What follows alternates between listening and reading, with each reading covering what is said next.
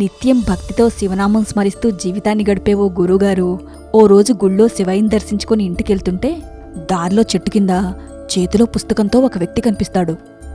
అతని మొహంలో తేజస్సును చూసి, అయ్యా మీరెవరు, చేతిలో పుస్తకమేంటి అని గురువుగారు అడుగుతారు.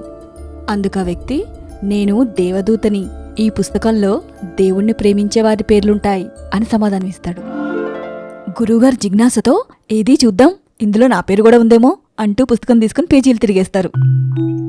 అందులో గొప్ప గొప్ప మహాత్ములు, సమాజ సేవకులు, దేశాన్ని పూజించేవాళ్లు, ఇలా ఎందరో పేర్లుంటాయి. కానెక్కడా కూడా తన పేరు మాత్రం కనిపించదు.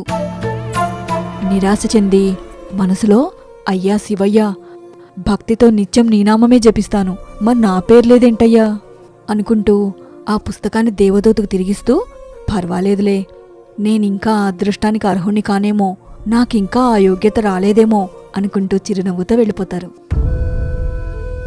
అలా కొన్ని రోజులు గడిచాక ఓ రోజు శివనామం జపిస్తూ అదే దారిలో వెళ్తున్న గురువుగారికి చేతిలో పుస్తకంతో ఆ దేవదూత మళ్లీ కనిపిస్తాడు. ఈసారి దేవదూతే, గురువుగారు, ఈరోజు పుస్తకంలో మీ పేరు చూడాలని లేదా అని అడుగుతాడు. గురువుగారు ప్రశాంతంగా నవ్వుతూ, వద్దయ్యా, ఇప్పుడవి నాకనవసరం, నేనిప్పుడు నా శివయ్య నామస్మరణతోనే ఆనందంగా ఉన్నా, ఈ జన్మకిది చాలు అని సమాధానం ఇస్తారు. అందుకా దేవదూత, అయినా ఒకసారి చూసుకోవడంలో పోయిందేముంది గురుగారు అని అంటాడు. అంతగా దేవదూత అడుగుతున్నాడని గురువుగారు పుస్తకం తీసుకుని తెరవగానే మొదటి పేజీలోనే తన పేరు కనిపిస్తుంది. గురువుగారు అమితానందంతో, అదేంటి, ఇంతకు ముందు లేని పేరు ఇప్పుడెలా ఉంది?